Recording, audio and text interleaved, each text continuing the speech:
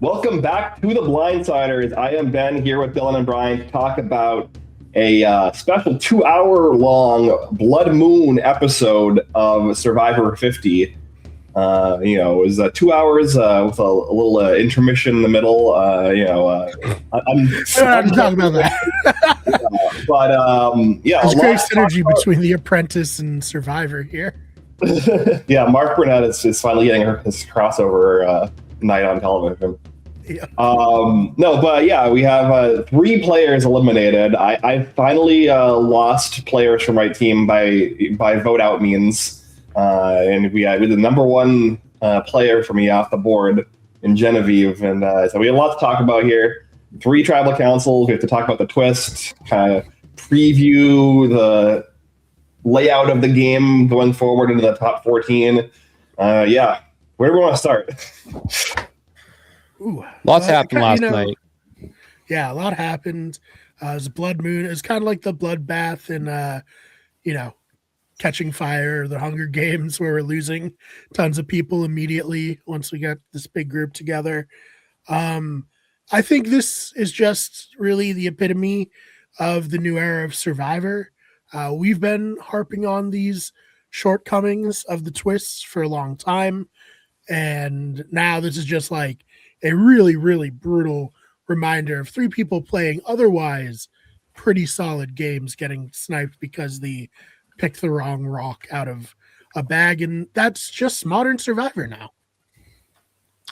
Yeah, it's something we've been talking about now for 10 seasons or 9 seasons, 10 seasons. At least since 42, we've been like really against it, I feel like. I think they owe a lot to this cast and the production and editing team, I guess, mainly the editing and the cast, for how much they've carried this season and have allowed me to look past just the stupid things that they continue to do. For the most part, I think this was like a fantastic episode of Survivor. I think that outside of the Blood Moon twist, and what it represents, and when you have somebody who is returning and playing after 15 years and the entire time they don't even get to cast a vote, it's just it is a really, really bad way for this game to be played. Viewers don't like it. I'm assuming players are not going to like it. From what we've gathered, there are players who don't really want to ever play again after this season, for probably good reasons. So there's a lot of unfortunate stuff like that too. I think we saw a lot of great stuff for Survivor tonight also. But I don't get it. I don't get why they continue to try to do this. We all suspected it. We all knew it was going to be something like this, a triple tribal, something along those lines, something we probably did not like. And I think it's pretty bad when you go into an episode knowing there's a twist and just automatically assume it's something you're not going to like. That stinks. But overall, I think it was a very good episode. It was Survivor. I really do.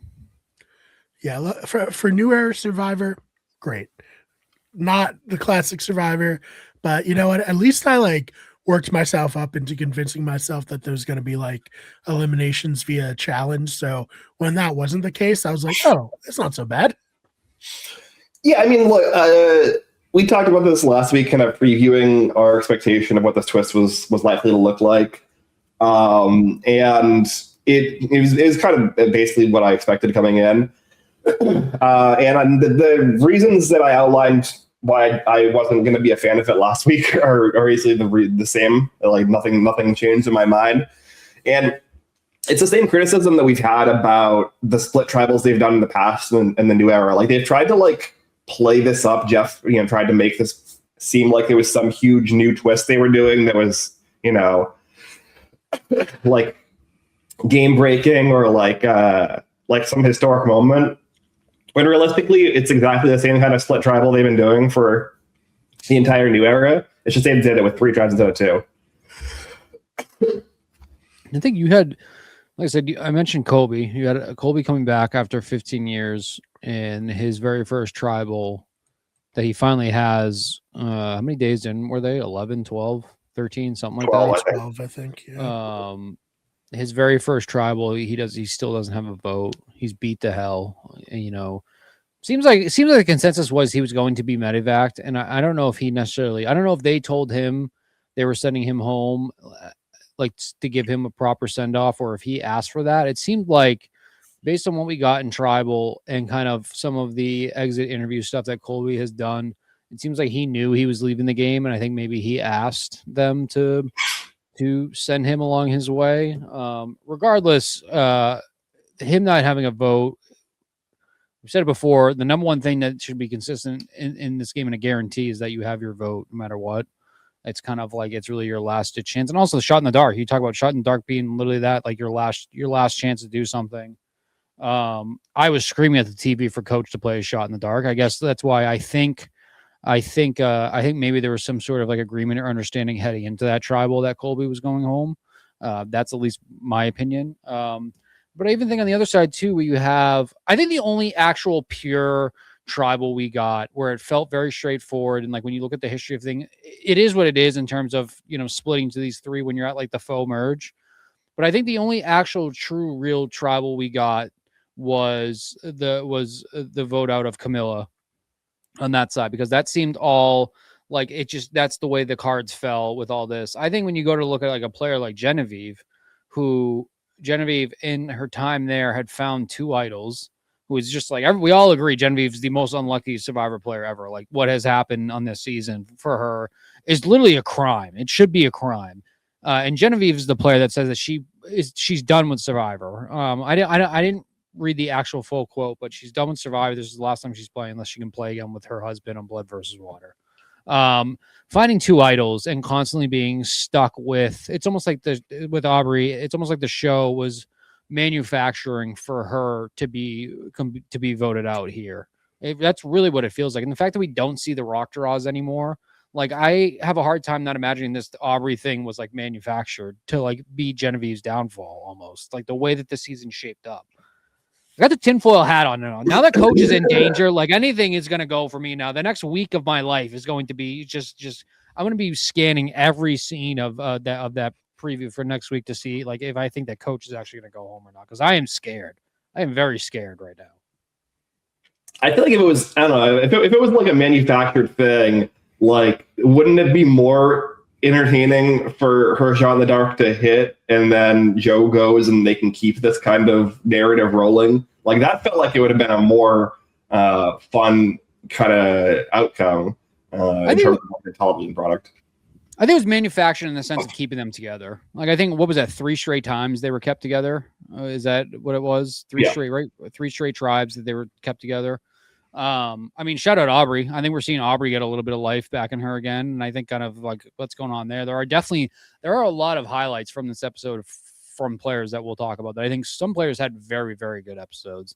I think other players, their game, like Coach, I'm very nervous for Coach and where he can go from here. But there were players that really shined in this episode.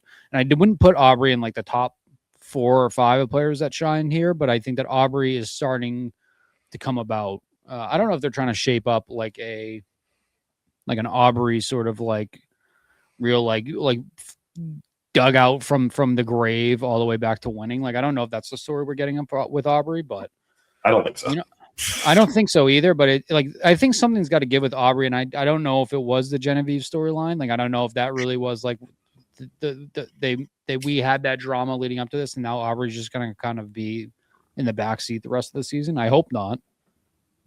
I have like 6-ish people on my list of who I think can win at this point, and Aubrey is not one of the 6. So we'll talk about that. But yeah, I mean, for me, looking at Aubrey's story this episode, this should have been her like big moment, but so much of the strategy was filtered through Christian and Rick, and it feels like Aubrey is just kind of being set up as like a piece for Christian and Rick to use in their like arsenal, as opposed to like an actual person in the game with agency.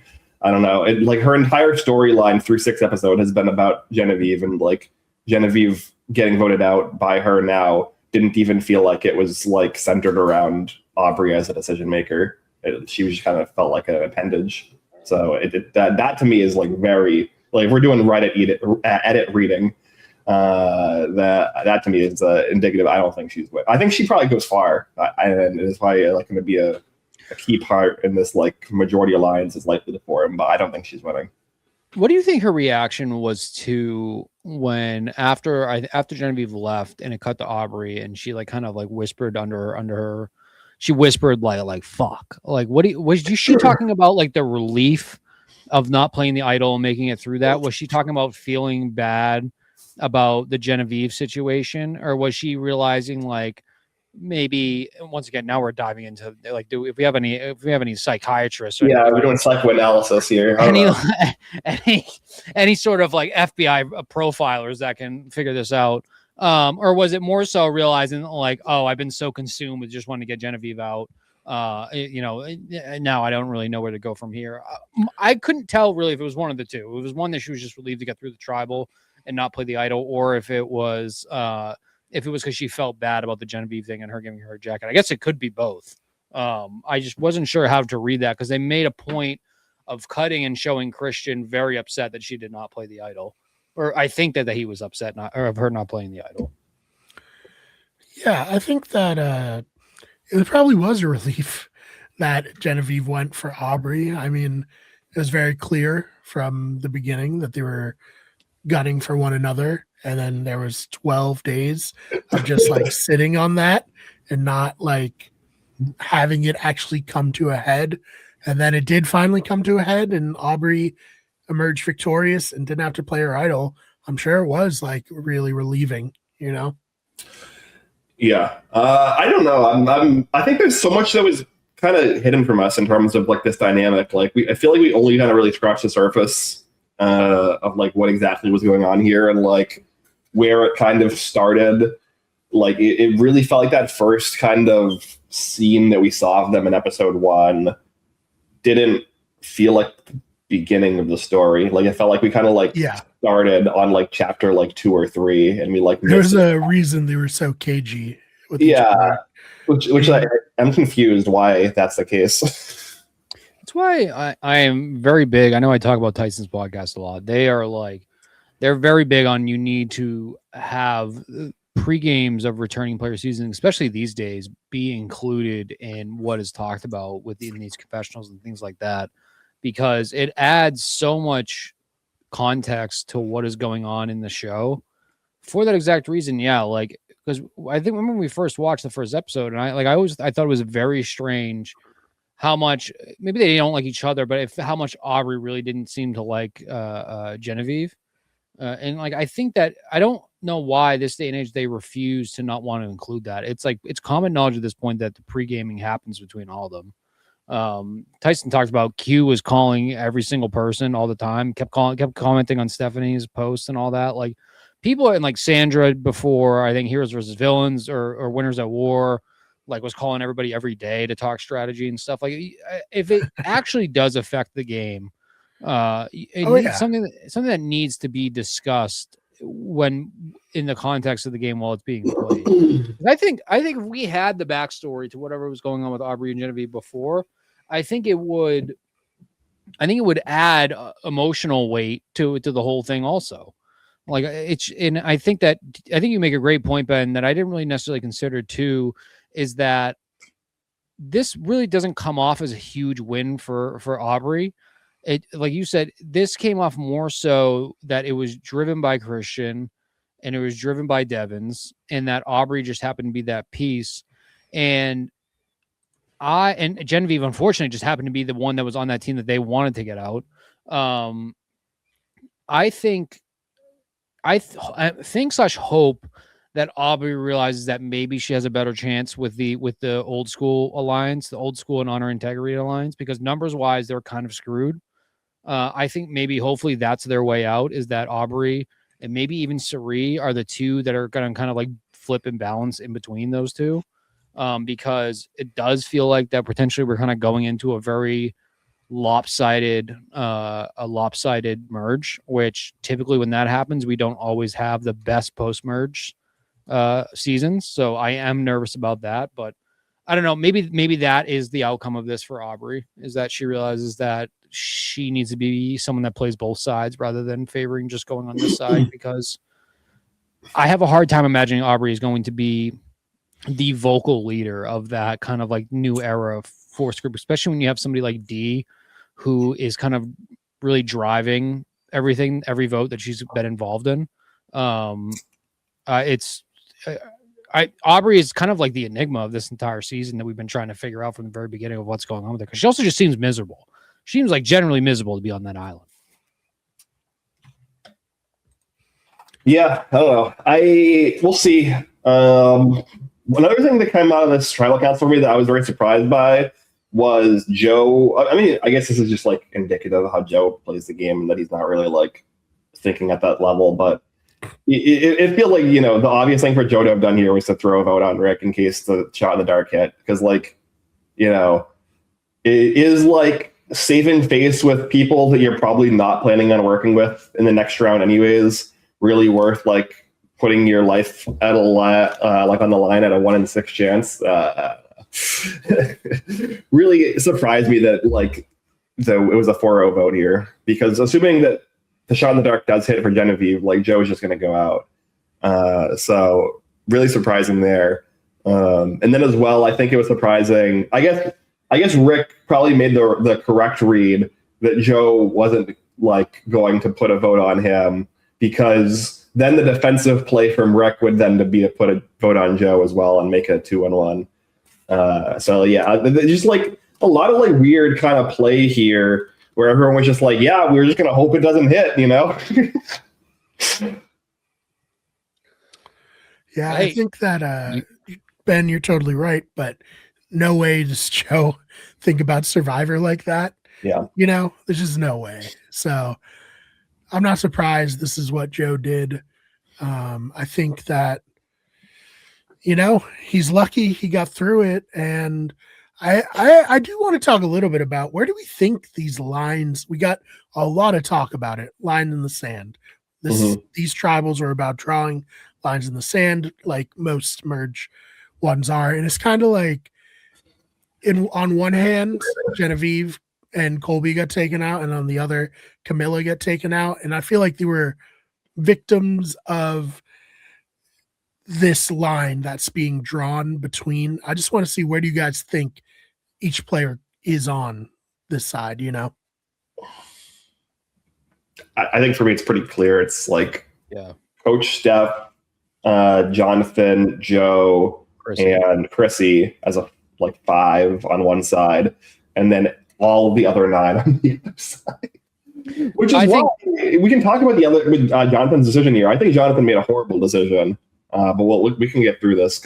I've seen a lot of people praising Jonathan, and I thought that Jonathan had a strong edit, episode from an edit perspective, and it definitely felt like the show was portraying it as him making a bold move for himself. But I don't think he made the right call at all, even if he had a pregame alliance with these people.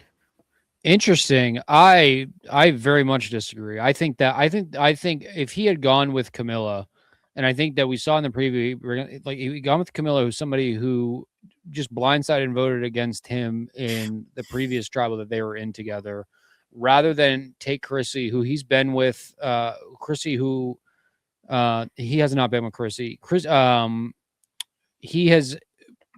He made a decent relationship with Coach right off the bat. We've always said that Coach and Jonathan being that honor and integrity along with Joe, that made the most sense. I think I think going with the new era, when he himself, the new era players actively hate Jonathan online. I think that you have to add in kind of the meta outside the game context. I think that Jonathan gets treated like absolute crap from a lot of the new era players, and it all kind of stems back to season 42, and kind of season 42 got very into the weeds of kind of some racial issues with Survivor and things that were going on there, and I think Jonathan took a lot of the backlash, whether some of the things he said were stupid or not, or he took a lot of backlash from that season. I think that he's very much not super liked among new era players, is my opinion based on the things I've seen, things I see people say. So I don't know why he would feel compelled to go. I mean, you saw Camilla's reaction right away, which I love, people being genuine and being mad at being blindsided and tribal. So I'm very excited about that. Sad to see Camilla go, but I think Jonathan made 100% the right decision. I think if you keep Camilla in this game, Jonathan is going to be one of the first people that new era alliance is going to want to vote out. I think he has a much better chance sticking with Coach, sticking with Joe, with Steph, and Chrissy. I think he has a way better chance with that, even if the numbers aren't on their side, because at least there he is more than just the big dumb guy with muscles. I think that he showed that he's actually trying to figure things out socially and strategically in this game and not just be, the big guy that's going to win the immunity challenges. And I think that voting on Camilo was 100% the right choice for him. All right, Brian, you got to break the tie. What do you think? So I think that Jonathan definitely had a pregame alliance with the old school people. So I do think on the one hand, I get what you're saying, Ben, where maybe he could have ingratiated himself to the new schoolers, but on the other hand, it's not like he knows Colby and Genevieve are getting voted off, so he just doesn't realize how necessarily bad it is. I mean, you probably could have had a good inclination. Yes. We saw the look, I'm sorry. We saw the tribe situations, and we pretty much immediately said that Colby and Genevieve were going. So if he can't figure that out, I think that's him not being aware of what's going on. That's fair. I don't think that him turning on the old school alliance would have bought him that much time in the new school alliance. I think he would have just been maybe the last old school person to get voted off. So maybe he's thinking like, hey, maybe I can at least like not make it a 3 for 3 of my alliance getting voted off, and we'll have maybe a chance. And I do think that Chrissy is a really competent player. She almost won. Some say she should have won. I'd say she should have won. That's why I picked her on my team. And if you're going into a tribal where Camilla just blindsided you and got rid of Charlie, someone who you thought could potentially be in your alliance or your bridge, I can't really see why you would be like, yeah, well, she cut out Charlie, she'll keep me, I think it's like, well, this is my shot, I'm taking it, and we'll see where the chips fall. Yeah, I don't know. I just don't see where any of these 5 go from here. I don't know. No, I just don't think that there's anywhere for them to go. I think that like I would be very surprised if the next boot is not one of the 5 of them, and it's probably not going to be coached. So like, it's probably going to be between Joe, Steph, Chrissy, and Jonathan. And so he just kind of put himself into a 25% chance of being the next person voted off. I think that they all have more knowledge than obviously we see in confessionals and stuff like that. Like a lot of stuff gets left on the editing room floor. Like I think that Jonathan is smart enough to understand the like. I think that he knows if he goes with the majority of the new era players, like I just think that he knows that he's going to get voted out probably earlier there than he would be with he could be the first one to go next week. And we're sitting here saying, like, did he make the right decision to go after Camilla to put a target on his back with them? But I think in the end, he's such a hulking threat for physical immunity where he was probably going to be the number 1 target no matter what coming out of, or one of them coming out of when we hit the actual merge. And I know people like to say now that being physically dominant post merge really doesn't matter as much anymore. But I think when you get down to, final 10, final 9, and you have somebody there like Jonathan who can really kind of like, how many times have we seen a strong alliance of 2, 3, or 4 towards the end that are forced to get broken up because somebody wins an immunity challenge when it mattered most? And I know that can happen with anybody. It could happen with puzzles. It could be Aubrey winning that immunity challenge when it matters most. But Jonathan is obviously the biggest threat overall if there's anything physical. And I just think that he knows his place with the old school players is just a much better standing than it would be with the new school players. And I think I feel like if I was in Jonathan's shoes too, I would vote out Camilla 100%. And also Camilla is a dangerous player. Like Camilla was a dangerous player. People know this. People just saw her play. And I think that when you see the things like the Charlie vote out, and Rick Devens obviously was on the wrong side of that too, even though he's aligned with like Sari and Christian, where I think that Rick is also in a weird spot too, where I believe he's fully with Christian. But I think that when they go back and kind of talk about that vote after of being like, yeah, Camilla and D and Sari completely blindsided Charlie. I think that kind of not alleviates the threat on Jonathan, but I just don't think I guess I'm trying to figure out what I'm trying to say here. I don't think that Jonathan voting on Camilla paints a bigger target on his back than he already would have had. And I think that he is only helping that alliance that he went into the game with by getting rid of her. Even though Camilla claimed to be a huge Coach fan, I don't think that Camilla was going to work with Coach. Who knows? Maybe she would have. I don't know. Yeah. I don't know. I don't think for me it's about pinning a target on his back. I think it's more just like putting himself on the wrong side of the line in the sand. Because like, I agree that this was the right move if the numbers were closer and like maybe they could have flipped one or two people, but like that kind of group is in a position where they have to flip 3 people to like, win the vote for the next round or two. And I just don't see that happening based off of like kind of the structure of the players right now. So yeah, I just don't, I think that he's like probably 50-50 to be going out in the next 2 or 3 rounds, in my opinion, because of this move. Whereas if he had made the other move, it would have been kind of like more of a rattier, safer play that put him at least in a position where he could have potentially been like a fulcrum, important extra vote in terms of like once that side finally schisms and goes after each other. Because like there's going to be a Cold War. There's like an inevitable Cold War that's going to start brewing between like the Christian Devens Aubrey kind of group and the Sari Ozzy Rizzo kind of group with D maybe, Tiffany over here, Emily kind of in a decent spot in the middle of everything. Like that kind of group eventually 2 or 3 votes down the road is going to schism. And Jonathan could have positioned himself really well with Camilla there as well to potentially, swing the momentum maybe towards the Sari side. And then like he has like a room to move in that group. Like, is it possible he ends up maybe out in 6th or 7th place? Maybe, but like that gives him like 6 extra rounds of runway to do something. Whereas now he's probably one of the more likely immediate targets. But I think we're also operating under the assumption that we're splitting the tribe right down the middle. Like I know you said we're drawing those lines. I'm not fully convinced that we're actually not splitting into like 3 different factions, really. I guess we'll say D is the leader of one side. You got Christian on the other side, and then you got, I'd say Coach. They don't think that Coach is the leader. I felt like the edit we got was very obvious. Coach was like kind of the leader of these old school players, at least from what we saw.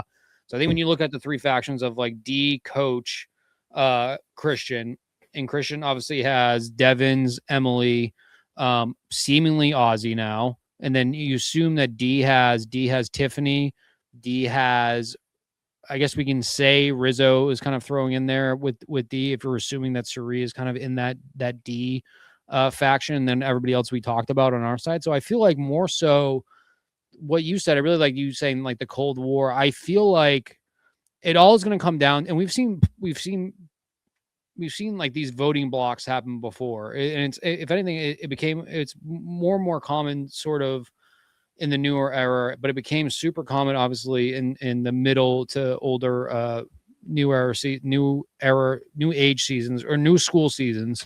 Voting blocks, like if we have some of these factions that are voting just to get through the day to get to the next vote, I think that can be good for the old school players, because I don't think that, and I could be totally wrong, we could be sitting here next week and it's very obvious that the D faction and the Christian faction are just going to keep working together for the rest of this. But I'm not totally convinced that it's just going to be that split right down the middle. It probably will be. That probably makes the most sense to get further in the game. I'm just not convinced that is what's actually going to happen. And we have it seems like Devens and Jonathan liked each other. So maybe that's a different thing too. If Devens and Jonathan realize, hey, we have Sari, we have D, who is playing a fantastic game to this point, kind of leading things over here. Like, that's a little bit more dangerous to us than having Jonathan and Coach and Stephanie left in the game. Let's get rid of D and Sari first. I think like that's what we have to see play out. We obviously saw in the preview, though, it's very much D versus Jonathan, which is what we saw would seem like the big conflict next week.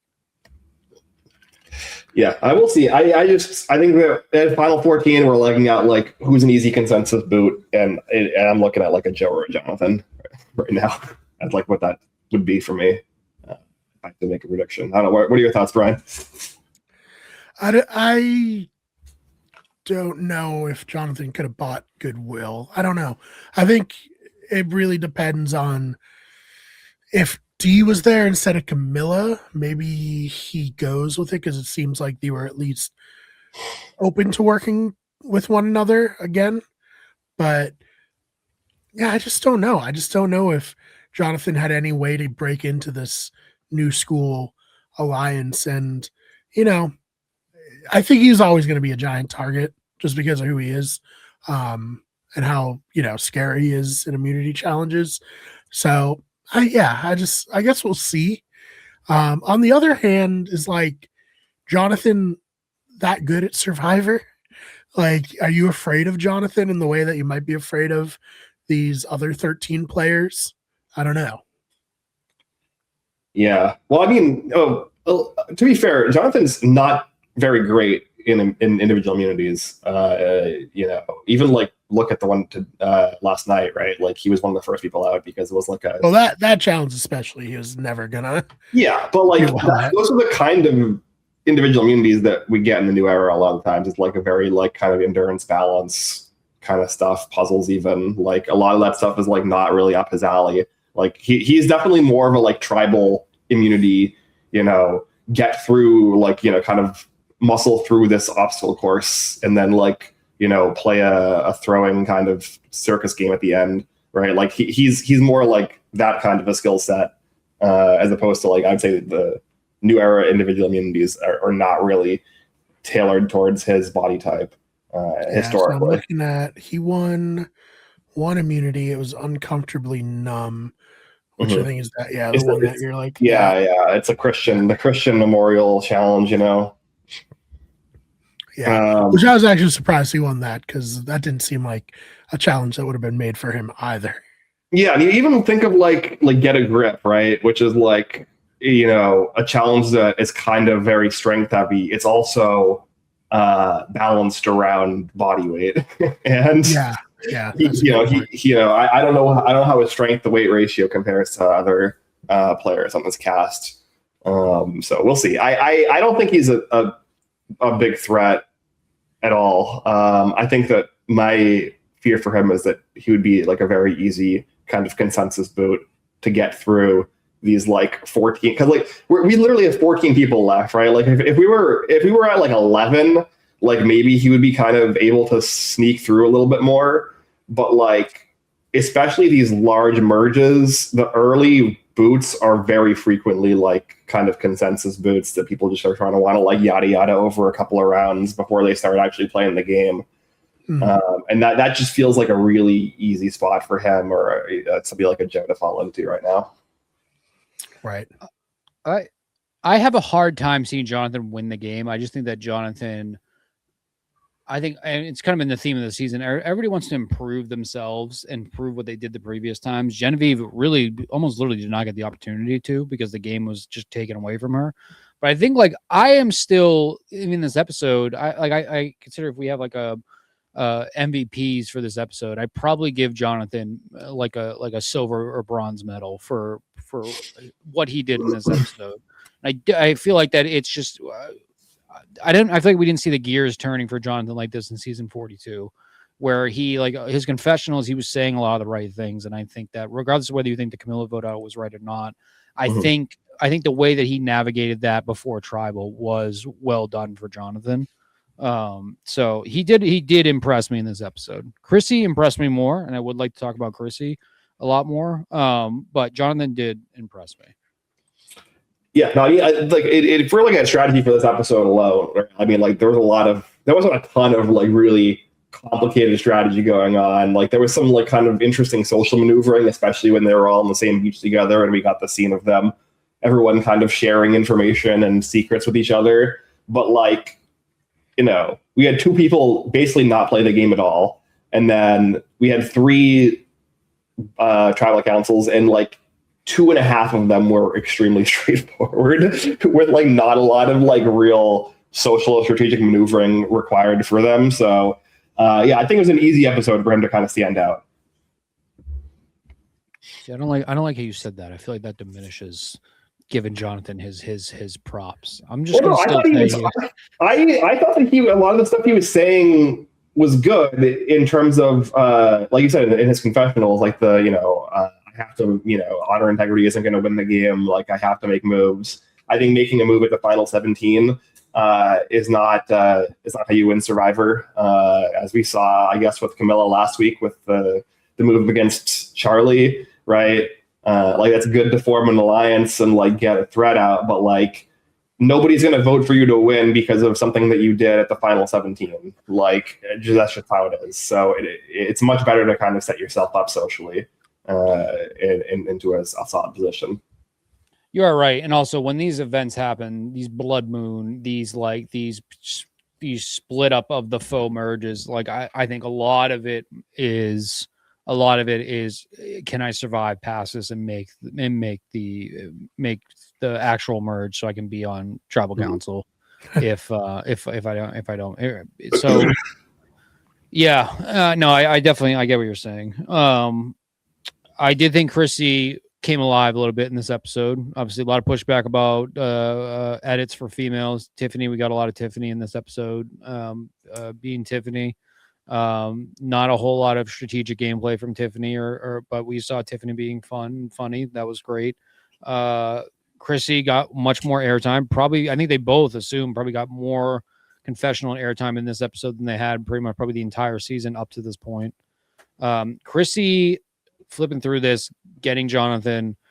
I think that this is the Chrissy that we've wanted to see this entire season, not kind of just be like that, the lonely and angry lady on the beach that we've gotten to this point. So I am very happy that this Chrissy's here. I'm very happy that Chrissy is staying in this game so we can kind of see her start to show why we think that she should have won her initial season.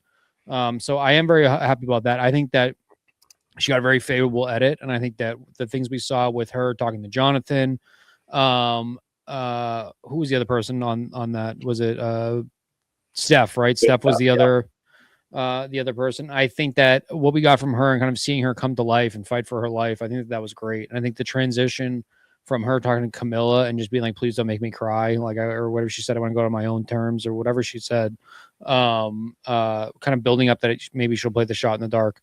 I think that she navigated this very, very well. I'm very surprised that Chrissy was here after we saw the initial tribe layout. So I am pleased about that. I hope that we get more of this Chrissy, and that kind of wasn't just her that will be the highlight of her season 50 tape. I hope we get more of that. Yeah, I think finally she's getting shown, which is great. I do wonder if maybe the editors are editing as we go along, and they heard the backlash, because this has to be like the first confessional from Chrissy in like 4 episodes, right?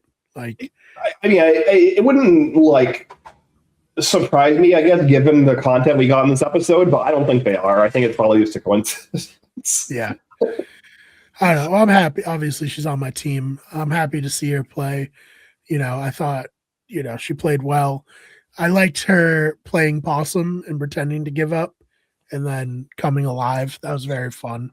So it'll be interesting to see if she can continue to kind of wriggle her way out of a bad spot going down here. Yes, I'm hopeful. I think that that she kind of has, at the very least, the instincts to maybe kind of survive what's coming up next. I think that she is probably past the point where people are going to like target her for like the reasons that she has been being targeted, which is just kind of like kind of, you know, social awkwardness, or like people like seeing her as kind of like an easy pile on. I think she's kind of maybe crossed that boundary now. And like, if she does kind of survive the next like couple of votes, I think that she could potentially be like a power broker. So we'll see. I kind of want to save the final tribal for maybe like one of the last things we talk about. Applebee's is not that good the way it is talked about.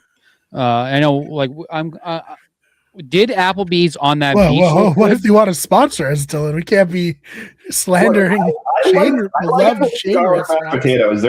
I would say above average for a chain restaurant. I think the amount of time we spent on Jeff describing food and just like the way he passionately talked about it, and I know it's essentially a paid advertiser, right? You know, Applebee's has become part of New Era Survivor lore to this point. Applebee's not that good. I would eat the hell out of what they showed me on that island, especially after 12 days of not eating. But I think we need to relax with this Applebee's propaganda. Bacon burger, that sounded pretty great after not eating for a while, right? Yeah, you end up like was it to Joe from Korong, you know? Yeah, right.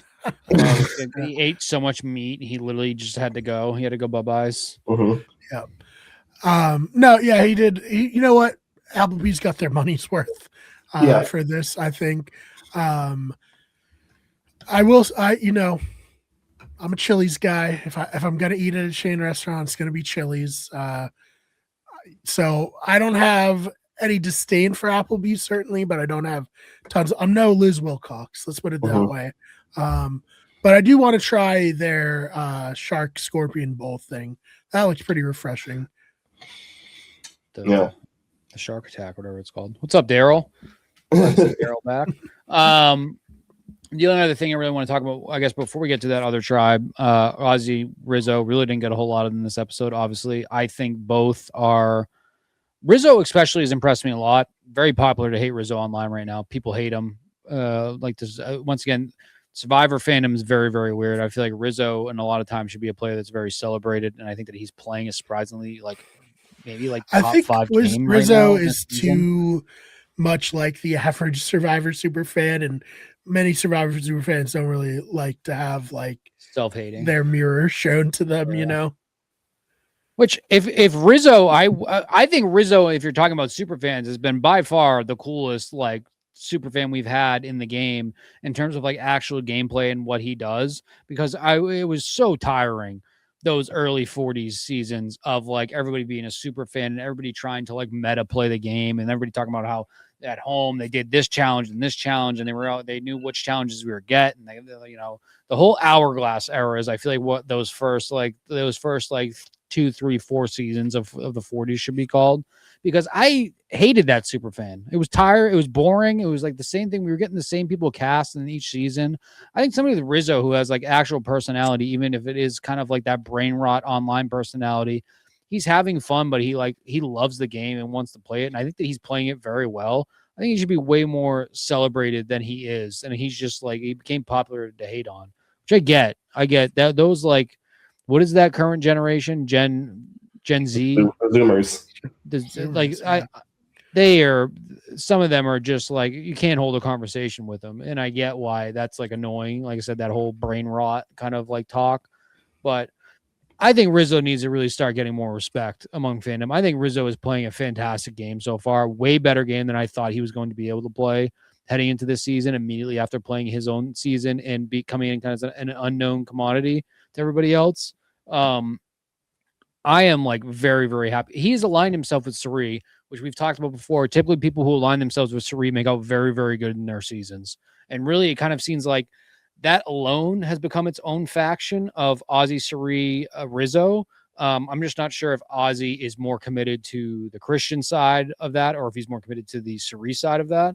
But Rizzo has put himself in such a good position. He doesn't seem to be, he has D2. He voted with D last time, so he has D to fall back on. but Suri and him legit seem like they're each other's ones and twos. And I think that the fact that Rizzo has been able to reel in Suri, and it's probably more the other way around of Suri reeling in Rizzo, but the fact that Rizzo and Suri are the kind of like the power duo that not a whole lot of people are kind of even looking at, like that alone is so incredibly impressive by him and by Suri. Like, because they should have huge targets pinned on their backs for two entirely different reasons, and they're navigating this game the way that they are. I think Rizzo needs to get way more respect among people. I think it's become the Nickelback of Survivor conversation to like hate Rizzo and say that he's annoying. Like, I think that he's playing such a good game right now. Mm-hmm.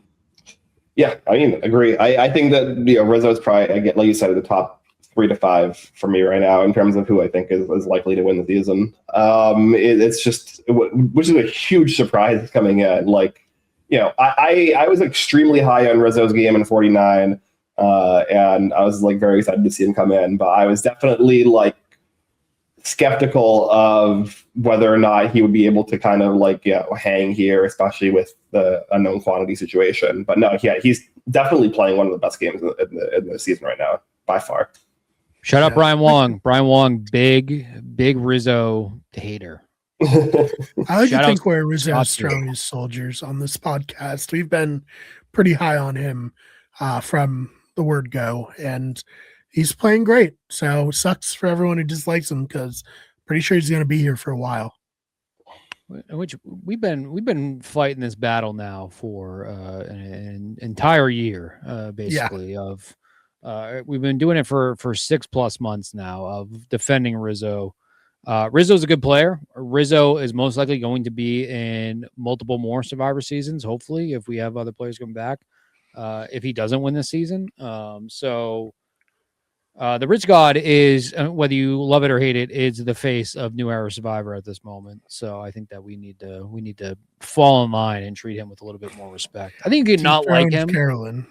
Yeah, I think you can. I think Carolyn kind of dethroned herself a little bit. I think that Rizzo. You can not like Rizzo. I think his game needs to be respected a lot more than it is. And I like the whole thing last season was some of the people he was playing with. Were they playing dumb? Yes, but that's not his problem. That he capitalized on dumb players. That's what you're supposed to do. So. I hope he goes far. I hope he continues to shut the haters up. I really hope Brian Wong's still listening and hasn't just completely given up on our podcast. Our number one fan, Brian Wong. But I think Rizzo is a very good player, and I hope he continues to do this well because I think he's great TV also. Yeah, a hot take as well for me. I think Ozzy's playing probably the 4th or 5th best game in the season so far as well. I think that the way that he kind of handled the situation last week with Christian, really kind of like taking back a lot of his power there, really reeling in Emily as an ally, both from him and Emily, I think is really impressive. I think Emily, again, somebody that is gets a lot of hate from people that I think is a really underrated player. And now Ozzy is in this kind of fulcrum position as well with Suri and Rizzo on one side, and then the Emily kind of Christian group on the other side, just like extremely well positioned within this kind of likely core majority. And he has an idol, and again, Rizzo also has an idol. Like I would say, like this like Ozzy Rizzo kind of duo that we end up on Exile Island. Definitely, like, would not be surprised if one of them is the winner of the season at this point. Suri, mixed Suri in that she has the extra vote, right? Is that what she has? Yep. She has the extra vote. So you have 2 idols and an extra vote kind of in that little in Suri's threesome relationship. What did she say? It was she's Polly. She's Polly in the game of Survivor. Once again, Suri is like she continues to impress me so much because like we said, she should be the first player that everybody sees on that island and says, I need to get that person out. I need her out of the game because that's how dangerous she is. Really, the only other player in Survivor that I feel like has that threat level is Parvati. And I think that Parvati would be cast out immediately if we didn't have players that were completely like terrified of her, that knew they need to get rid of her. Suri just has that magical touch where she's able to be so loved and so liked, but yet she is so good at the social aspect of the game that nobody has mentioned Ceri's name in like forever. Like nobody's mentioned voting out Ceri at all. Like that has not been discussed or anything we've seen since the first episode. So it's just Ceri is. I think we'll see how the season plays out. I think that Ceri, that conversation where we always go back to the Mount Rushmore of Survivor players. I think like Parvati is obviously like unanimously needs to be on that list. Tony probably unanimously needs to be at that list. And I think that after those two, there's a real discussion. I feel like Ceri, whether she wins the season or not, I feel like she needs to be in that discussion. If she wins, I feel like it's not even a discussion at that point. If she wins, she's in that Mount Rushmore. I think she probably pushes Sandra or Boston Rob off that Mount Rushmore. But Ceri is just like, she's just so impressive with how she's able to play this game. And after this long of everybody seeing how she does it and her adaptability and kind of like even what we saw in that tribal that we're getting to, that we're going to talk about, her ability to swing the vote her way, even if maybe it happened because Colby was going to be medevac and they wanted to treat him fairly. I think she still got what she wanted in the end. So I'm incredibly blessed to be able to watch a Ceri season live and not kind of like have it ripped off of a bootleg version on YouTube with Survivor Australia because it's just been it's been great. I'm a true 100% Ceri believer at this point in Truther. She really is just fantastic. Yeah, to be clear, she would knock Boston Rob off the Mount Rushmore Yeah. Hall of Fame. Not Sandra, who won 2 times. Let's save that for an off season. That can be an off season episode for us where we just debate Mount Rushmore. I'm not moving off that position. Yeah, I will. I've watched Heroes versus Villains enough where I have my Sandra hot takes now, and it is what it is. All right. I don't know. I think for me, I agree with Brian. I think it would be, but it really kind of depends because for me, it would have to be Ceri wins the season to even have the conversation. Yeah. And then I know there's going to be a lot of people that would be like, well, Boston Rob won in 4 tries and it took Ceri 5 tries, even if Ceri's, overall resume is a lot stronger. Even if you include Australian Survivor, it'd be 6 times but yeah, I don't know. I think like for Ceri to come into the season, like preseason, we were basically talking about it like, yeah, Ceri's probably going to go deep because she always goes deep, but like she can't win because of X, Y, and Z, right? The primary reason she can't win is like, everyone knows she's a jury threat. It's impossible for her to play a strong game and make it past like the final 6-5-4 votes because he's always going to be targeted as a threat. I actually think this trio of her, Rizzo, and Ozzy puts her into a position where she probably has a pretty good chance of at least making Final 4. So there's I think an opening here for her to actually win the season, which is actually fucking insane, right? Like that has to be talked about, right? Like the idea of coming onto a season like this and winning it when basically nobody in the preseason thought that it was like feasible or possible. I think that's probably more impressive than Boston Rob's win, which is like, I think heavily scrutinized. I 100% agree. I think love Boston Rob. I love Boston Rob as like an overall personality, even just outside of Survivor. I love Boston Rob. I think that I would, depending on how we don't know how the rest of the game will play out, obviously, but I just think like, and I don't know if the discourse back then too was that like it's impossible for Boston Rob to win this season before he ended up winning that season. But I feel like that this is more so we thought Ceri was there. I mean, the shit that was talked about Ceri by a lot of players that weren't taken to this season too. Like Carolyn, was it Carolyn that made the grandma comment or whatever she said about Ceri?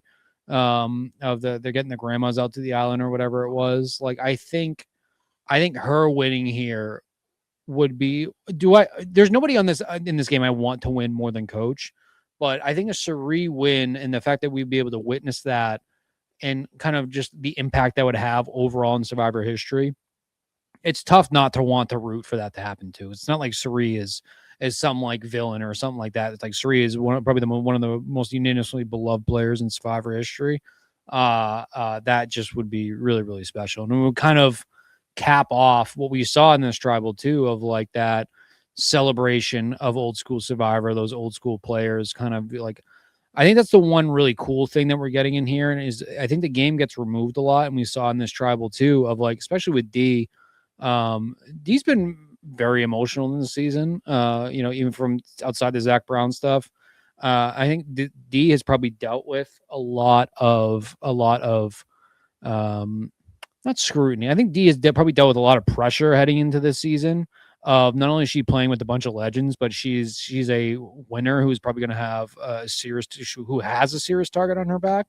And I think that the way that even players like D have been giving the honor to players like Suri and what we saw here with Colby and even with Coach, I think that's like so cool. I think it is the right kind of like Survivor super fan of, this game has been in our society now for 25 years. And a lot of these people and like you guys that have been following from the very beginning, I just think that the way that they're giving these players their due, I think Colby got totally screwed. Like they took the guy from 15 years, brought him onto the island. His like body got completely destroyed. He didn't even have a vote. And then he had to go home. That sucks. That's not the good way to treat our elders. But I think the way that the other players are kind of being nice to everybody, outside of Jenna, because Jenna had to go home, but Jenna did it to herself. I think it's just been like very, very cool. That's why I like this tribal a lot. If we want to kind of get into to everything that went on in the vote itself and Coach and all that, but I think that this tribal was really nice. I'm glad they saved this for last. I'm glad we kind of got that goodbye to Colby. It's nice. Anyway, long story short, one of my rant of the episode, my apologies. Suri winning would just be great. Fantastic. She's definitely top 5 of the players left that I am rooting to win. But Coach is number 1, obviously. Yeah. I mean, I've long been a Suri fan, so like what was her name on Australian Survivor? It was Lisa. like Lisa. She's like, I want Suri to win more than I want to win.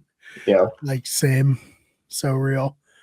And I've talked about it, like being a fan of her for so long, since like 2005 or whatever, when she was on the original season. Her winning the Traders was a really like cathartic moment. So her winning Survivor would be like even more so, Yeah,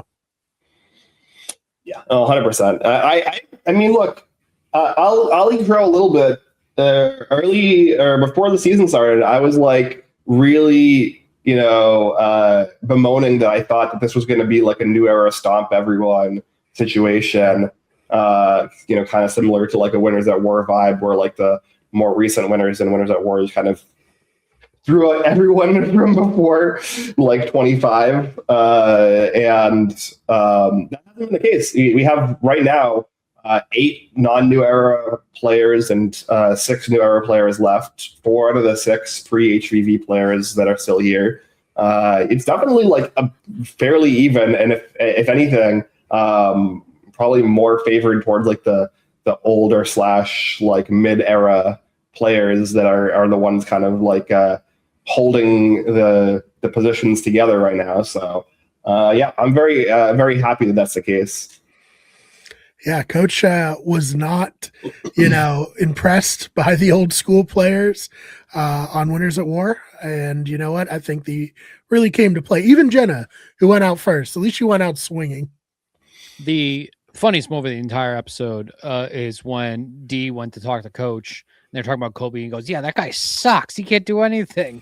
That was at the point where I wasn't even sure if I should say this joke, what the backlash was. I think the Trump and the Israelis have officially gone too far, interrupting an episode of Survivor. I think that's where we have to finally cap everything off there. This is where we're drawing the line. We're going to edit that out there. That's where my line's been drawn. That kind of relieved what was not the Trump thing. That's the part sucked. The Coach joke very much relieved what was a very tense kind of like setup for the rest of the episode. Not only do we have to have that ridiculous break in the middle there, but like the tension that had been sitting with me with leading up to this tribal for coach, because until Colby's foot got brought up again, I thought coach was gone. I thought coach was like, I kept saying he needs to play his shot in the dark.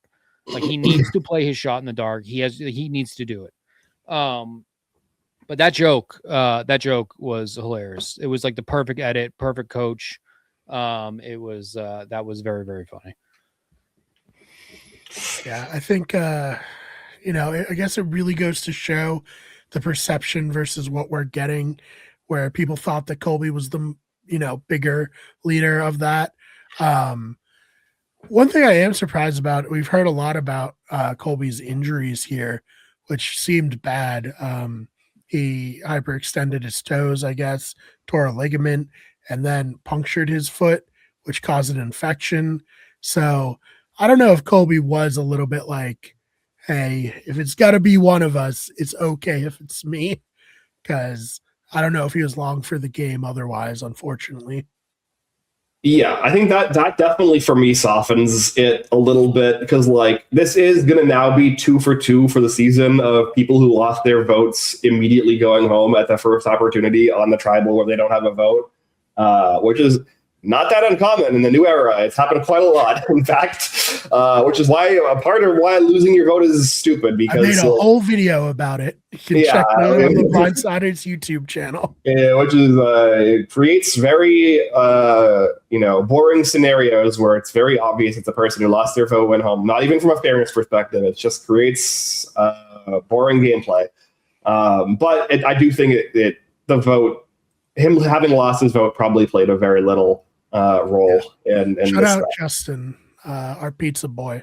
Yes, Justin, Bianca, like there's so many examples you can just pull out, right?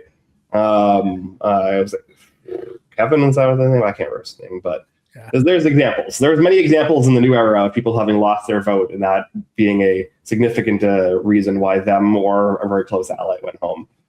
But yeah, I mean, here I think it may have like almost intrinsically led to this being a more compelling exit for Colby, because them not having to worry about him playing the shot in the dark meant that they could just basically be open with him and be like, yeah, you're going home, and then talk openly about his legacy as he was, kind of scooted out the door.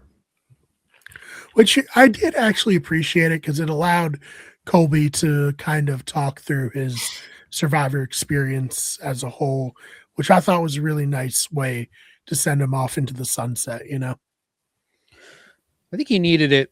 I think he really needed it after All Stars and Heroes versus Villains. I think he needed this. I think that's what he said. He came into this game with a whole different set of expectations for what he wanted from himself. I think that's great. I wish we got a Colby that was a little bit more of a threat, but I think that some of these players have earned their right to be able to come back if they wanted to kind of get this experience out of it. And I don't think it's like disrupt the season at all. I think it added like a really great entertainment value to it. It's just very, very unfortunate that Jeff and production are just so insistent on continuing. Like, even just breaking down to the mini tribes is one thing at the faux merge, but just like the taking away of votes. I think the quote was like Colby Donaldson had his vote taken away because he was bad at a game of Jenga. Like, that's like, that is, it's just, it's not going away. Apparently it's something it's part of the game. Don't know why. No one viewership wise seems to like it at all. Sucks. I feel like the Blood Moon idea could have been great. And I think if you had a massive tribal, 17 people voting, top 3 votes go home, 3 people safe. You got 2 people over at Exile who are safe, which I like that twist too. I like the Exile portion of this, having 2 people completely removed from the game and safe. I think you just had a huge tribe, 17 people voting, top 3 go home. You have 3 with immunity, right? That comes down to what? That is, or I guess 2 people at Exile. That brings us down to 15. So you have 15 people voting, 3 with immunity. So you have 12 people potentially going home. That is like a kind of like what a first merge vote is anyway. That could have been really great and exciting and would have added strategic intervention into the game of like, oh, do we place 3 votes here? Do we place 3 votes here? Do we put 2 votes on this person and hope that the other tribe does something similar? It could have added a lot more of a nuance and a fun thing to this episode than the lose a vote and kind of going to 3 separate tribals.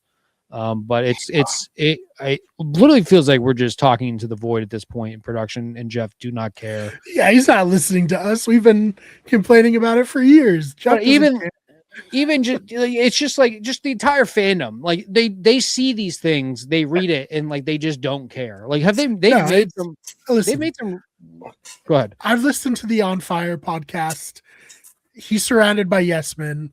Nobody's gonna tell Jeff that his ideas are bad. I just saw an article. Gabe Newell, for those of you who don't know, the man who's the CEO of Valve. Valve is, the creator of Half-Life, but also the creator of Steam. He realized that he can't be involved in making games anymore because no one will tell Gabe no. And then he can't be responsible for a game's quality if no one's checking him and saying, no, that's a bad idea. So he removed himself from that equation. Jeff, maybe follow suit. I don't know. We love a software king, Yeah. No, I mean, I don't know. I don't get their obsession with these small groups. Yeah, it's just bad. It's more interesting when it's a bigger group and more stuff can happen. Yeah. No, I agree. I got a little fired up there. I'm sorry. No, I agree. I mean, I don't think that any of us disagree. Like the small groups are boring. That it's very limited in terms of what can happen. It's often very obvious who the target is going to be and very limited room to maneuver. Like I saw somebody, a quote, I can't remember if it was on Twitter or Blue Sky or Reddit or where it was, but there was somebody who said that Jeff likes the small groups because there's nowhere to hide, but realistically in the small groups, there's nowhere to play, right? That's a great point, yeah. There's just no room to maneuver or play or anything like that. Whereas with a big group, there are so many options that it opens up so many more doors for interesting gameplay. So I can literally count on one hand the number of times where one of these twists was actually interesting. Really the only one that I can think of off the top of my head is Katora, whether or not she was going to flip and go with Caleb and Jake. That's it. Those Well, that was also kind of manufactured. Right. Yeah. Before the episode, it was interesting. Yes.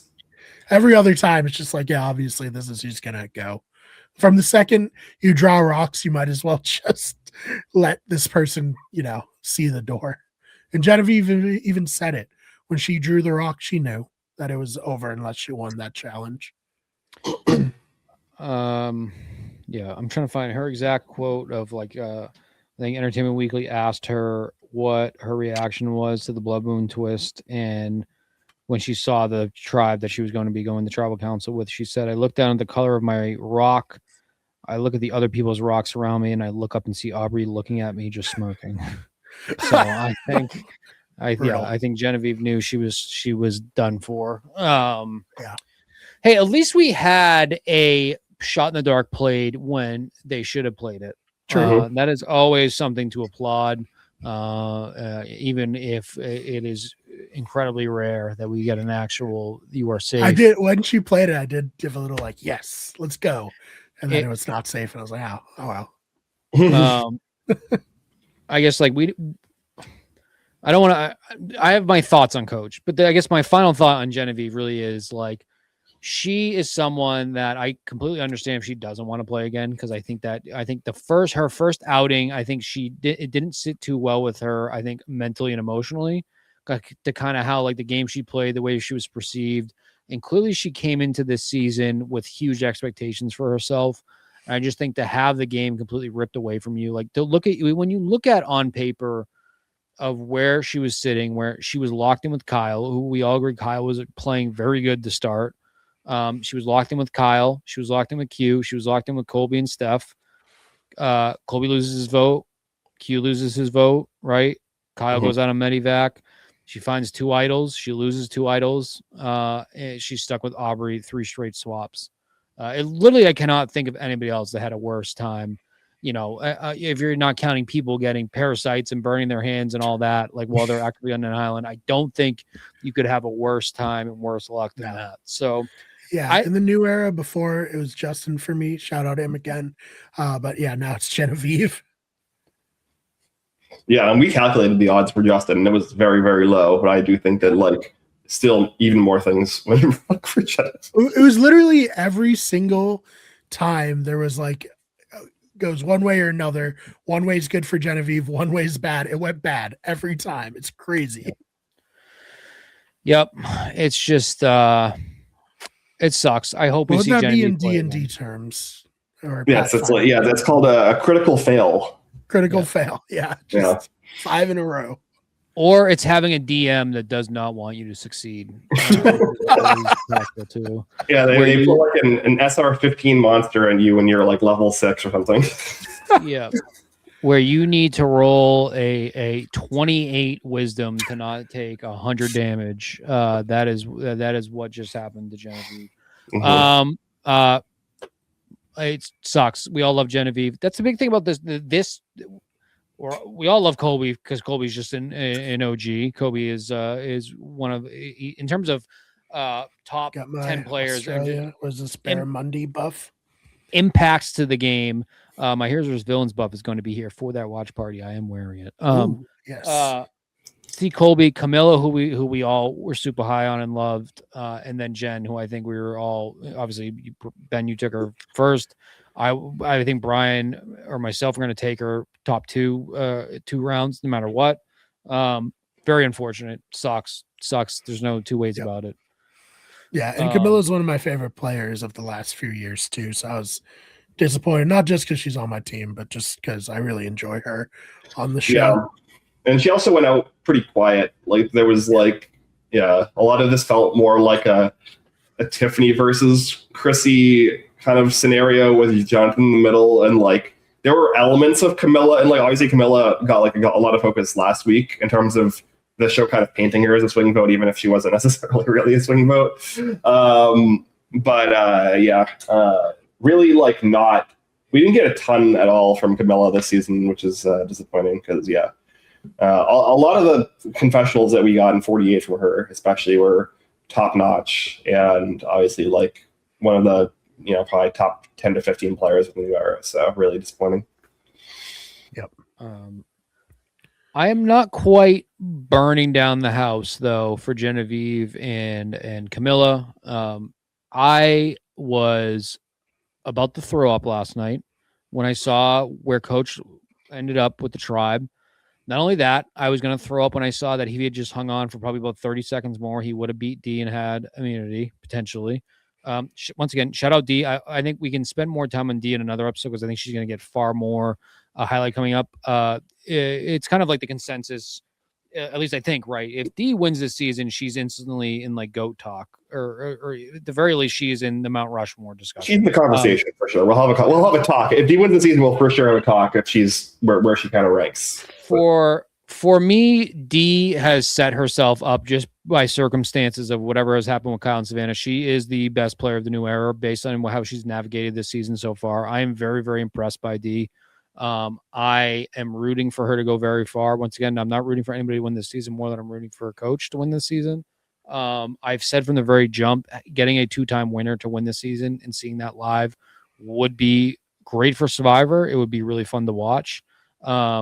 D is just very impressive. I think that we'll be talking about D for a couple more weeks, so I don't want to spend too much time on her, but D has really impressed me a lot.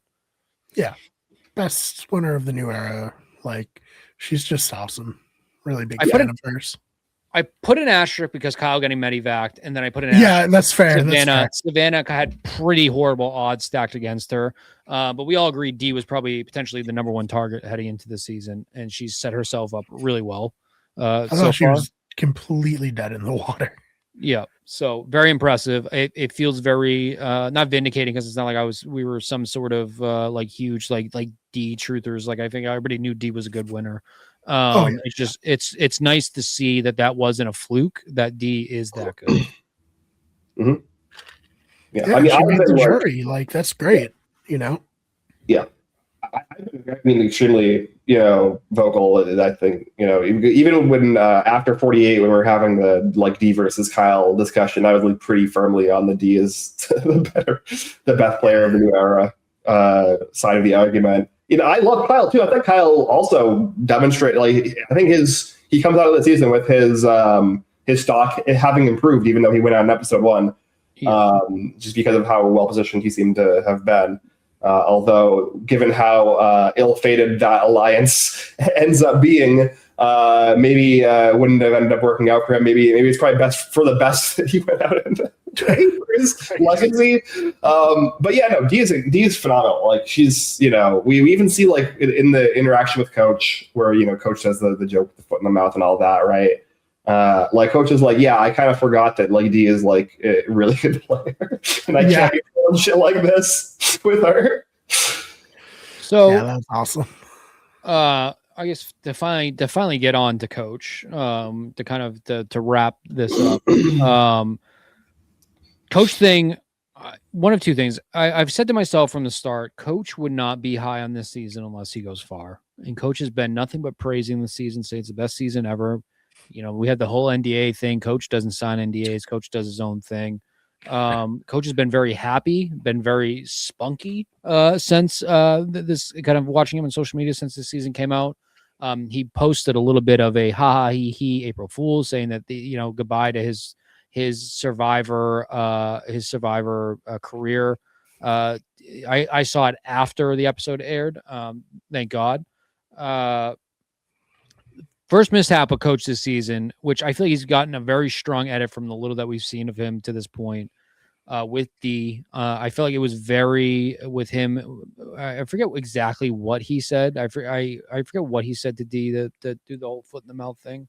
He said that Emily had told him either the night before or earlier in the morning, I can't remember the timeline, that like D was her number one target coming into the merge. Which I presume is just him lying, right? I that feels like he just made it up, especially given like Emily and Dee's relationship. I can think of at least like 3 or 4 people that even if like Emily thinks D is a threat, like Emily would probably want to target before D. So it kind of just feels like Coach saw an opening. He was like, I need to flip D on Emily here. This is my only out to save me and Colby. Let me make this up that Emily was targeting her, tell her, and then realize a little too late that one, like D is one of the best players in the last like decade the show has seen, and 2, D and Emily literally played together and are friends outside of the show. So it seems it's just kind of an unbelievable lie. Yeah. Well, he was man enough to say, hey, that was a mistake. I can't have that happen again, which I thought was like, it's not an edit we normally get from Coach, admitting what he did was a mistake and what he did was dumb. So that made me feel like we were getting this is, Coach he's on his game. When we were kind of getting up to tribal, though, I thought there was legitimately a chance he's going to go home, which that would have been a circumstance of layout of the tribe swap. It's just, I think the talk, though, between D and Suri, kind of talking about how he's not like respected. He's not running the old school tribe. It does, and he's not that big of a threat. It does not make me feel very good for his outlook for the rest of the game. I need to try to make sense of, and I know you can't always go back and say, I need to read the edit to kind of figure out what they're trying to go with for Coach. But I feel like he had such a positive edit before we got to this point. And then with everything that happened in this episode, he's kind of on the exact opposite end of that side now, where I actually generally felt pretty good that Coach had a chance to win this season up until this point. In this episode now, I actually feel very, very nervous for Coach's outlook for the rest of the season. It's given me 2 different experiences. One, I'm watching this like it's a WWE event where, well, that's not fair. I'm watching this like a sporting event that is not scripted, where I think I am every single episode from here on out. I'm going to be so nervous for Coach and Coach's allies, and kind of where he goes from here. It adds like an extra element of adrenaline to watching the episodes, which is a lot of fun. But at the same time, I feel like my entire outlook of this season is riding on what happens with Coach, and that's tough, because I do think that this has been a very good season. If Coach had gone out last night, I would have been very, very, very sad on this episode. I really would not be talking this much. So some of the viewers would probably wish Coach went out, so I didn't ramble as much as I did. But I don't feel great about Coach from this point forward. I am very nervous, even just next week alone, that we're going to be sitting here talking about Coach going out. I just really hope that's not the case, because like I said, I feel like he got such a strong edit at the start, and like there has to be a reason for that. I don't feel good. I don't feel good about Coach's spot in the game right now. Yeah, we'll see what happens. I mean, I think the game's fluid. I think there's a line in the sand, but I think eventually people are going to start playing, more self-interestedly. And like Ben said, there probably will be a couple of boots that are pretty obvious, but I'm not sure Coach is necessarily going to be one of the people who get kicked off before the, real war starts, Yeah, I think that the obvious consensus boots for me are, I would say, Jonathan, Joe, Steph. 2 out of the 3 of those are probably going to be the next 2 boots in my mind. And then that would give like a Chrissy and a Coach kind of room to kind of play when this bigger group inevitably fractures down the obvious lines in the middle. Once they've like moved the game a little bit forward. That's like my prediction right now. Obviously, this is just kind of like my analysis and prediction.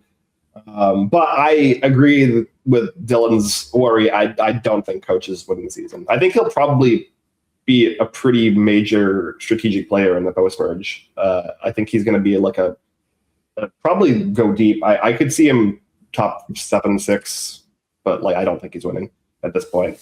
I said that I had 6 people on my list right now that I think can win the season, and that would be Christian, Rick, Suri, Ozzy, Rizzo, D. Those are my 6. I think that one of those 6 is the winner. I would prefer you just lied to me there, Ben. Now I'm going to have to. I mean, look, those 6. I would say like 4 or 5 out of those 6 would, winning. Is not something I expected coming into the season, and would be really fucking insane. So I don't feel comfortable limiting it down to a 6 yet. I think that we've seen in other seasons too, really anything could happen, especially with recent New Era seasons. So I don't feel comfortable limiting it down to a 6. I feel comfortable with the 6 you said, though, to include them in who I think. Is there anybody who I realistically think doesn't have a chance of winning? I think Tiffany really needs to turn her game around and kind of being more than a piece. I think she needs to start driving some of these. Chrissy would be pretty surprising to me right now, for the most part. I think to kind of see they go from, at least from what we saw from her before to now. Jonathan, I sort of similar to what you said about Coach. I think Jonathan can go very far in this game, but I don't know if Jonathan has a winning capability. I don't know if Emily has a winning capability in her at this point for what we've seen from her in this game. Even like Aubrey, like something about Aubrey, I feel like we need, if there is more to Aubrey than just the Genevieve stuff, I feel like that could potentially put her further in the game. I don't know if I can say for sure anyone right now I feel like has 0 chance. Unfortunately for Tiffany, though, based on the edit we've gotten from her up until this point, and kind of like where she's been in the game and what she's doing in the game, I have a hard time imagining that she's going to win if she stays on this course, but maybe she can turn it on and kind of like get a little cutthroat and start making some huge moves. But obviously that can be very dangerous if you don't time that correctly. So that's something that we need to kind of wait and see. But I really hope you're wrong about Coach. I hope Coach kind of, I hope that we get which I think I can still have a satisfactory ending to the season if Coach doesn't win. It's just, I think we have a situation where Coach doesn't win, Suri goes out in fire making, and we kind of get down to that. I think then, I get a little upset, and then I'm going to start losing my mind a little bit. I'd really prefer Suri to not be in fire making again. Well, I mean, luckily, one of her, arguably her closest ally right now, just literally lost in fire making about 3 weeks before the season. So It's true, but so did she. So did she, but that means that it's an even playing field, Yeah. That means that, we might get a situation where it's a 50-50 between Suri and Rizzo in the Final Four. Who can make fire to win the season? Who's going to redeem themselves from the season they played earlier in the same year? Will it be longer than the Cook Islands fire making? Stay tuned. See. Yeah. I think there would be an element added to the game for the first time, which would be gasoline. I think that they would run out of matches. And gasoline. Not even matches. Straight up gasoline. Yeah. We might not even get fire making either. I might get a regular vote and it could be a 3-1, Yeah, I somehow doubt that. Yeah. The fans definitely voted for fire. Mm-hmm. Yeah.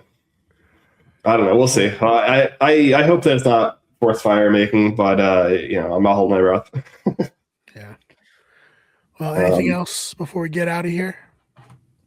No, hour and a half. I think there was that much to talk about. Honestly, I know I rambled quite a bit, but I think that this was the most impactful episode to this season, obviously, for certain reasons. Things got very real very fast. This episode was knocked down the reality that this is not all sunshine and rainbows over here with this game, that this got very real very quick, and we're still playing Survivor. So outside of the flaws with production and losing votes and the tribe swaps and all that, I still think that this was just a very, very good episode of Survivor. I was on the edge of my seat a majority of the time. People are miserable. People online saying Survivor's dead completely. Worst episode ever. Nope. I think this was very good, and I think people are going to look back at this being very good. And I think that hopefully we're shaping up for a very, very good post-merge. But that remains to be seen, but it feels like that. So, no, very excited. Got the Survivor watch party coming up. I'm excited for that. I'm going to have my heroes versus villains buffs ready for that. I'm going to wear to it. So hopefully I'll record some content there, but just keep following us here. Mm-hmm. Yeah. Ben, anything you want to plug or promote? No, yeah, I like, despite the issues I have with the twist and with kind of like the outcome, obviously sad to see all three of the players go. Still very high in the season. Next week looks like it's shaping up to be really compelling. And there's a lot of kind of moving parts to, for where the season can go from here.